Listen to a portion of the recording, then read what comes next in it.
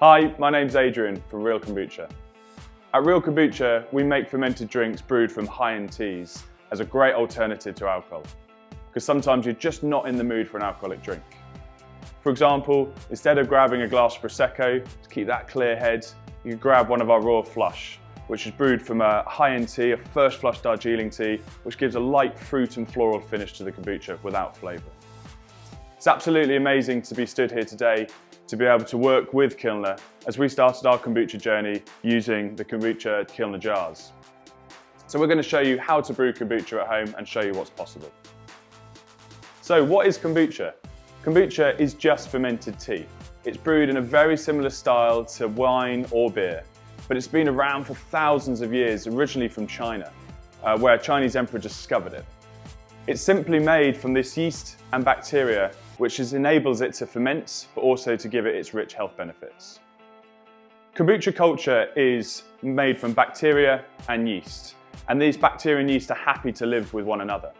And that's made up of two components, one the liquid, but also a substance called the SCOBY, and you've probably heard of the term SCOBY.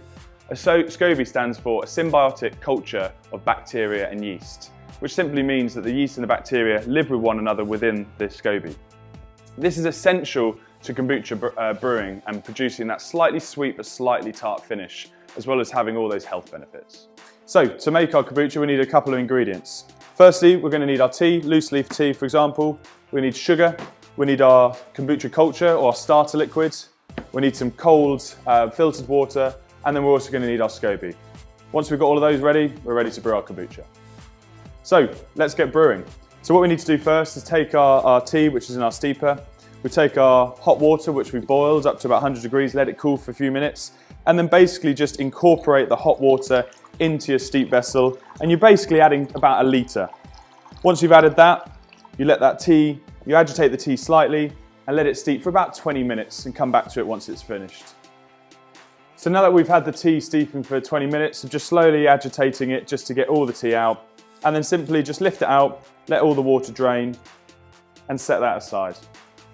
Then what you need to do is take your pre-weighed sugar, simply add that to your tea, and what we're going to do is take a spoon, just mix that in, make sure all the sugar's dissolved into the tea to make your sweet tea. So now that all the sugar's dissolved into the tea, we've got our sweet tea, the building blocks of our kombucha. What you then need to do is take your cold water and incorporate it in to blend the sweet tea. So this dilutes it down. And what it does is also brings the temperature down. Give that one final stir just to make sure everything's incorporated in. And then what you want to do is you want to get your Kilner jar ready. Let's take the lid off and simply decant your sweet tea into the jar itself. And what you're aiming to do is fill it up to about 3/4. You should have enough mixture to be able to do that. If you've got a bit more, just set some aside for later, just to top up.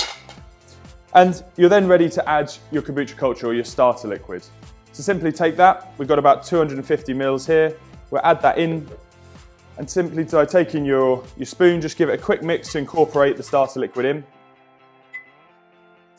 And then the final piece is our SCOBY, just to complete the kombucha. We place that in, and which will slowly just sink into the bottom, and then we have it. That's our kombucha ready to ferment.